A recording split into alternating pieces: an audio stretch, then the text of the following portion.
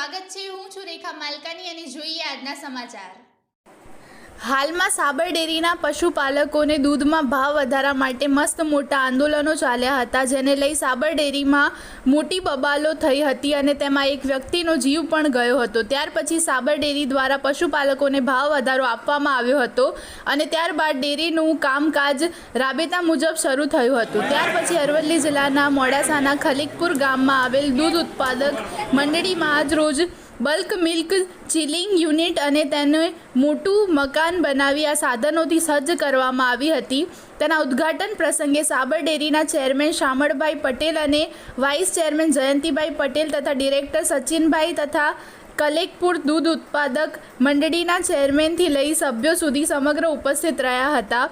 તેમાં આમંત્રિત મહેમાન પૂર્વ ધારાસભ્ય રાજુભાઈ ઠાકોર તથા હિંમતસિંહ અને આ કાર્યક્રમનું સમગ્ર આયોજન કરનાર ડાયાભાઈ ખાંટ હાજર રહ્યા હતા અને આ નવી સાધનોથી સજ્જ ઉત્પાદક મંડળીને ખુલ્લી મૂકવામાં આવી હતી।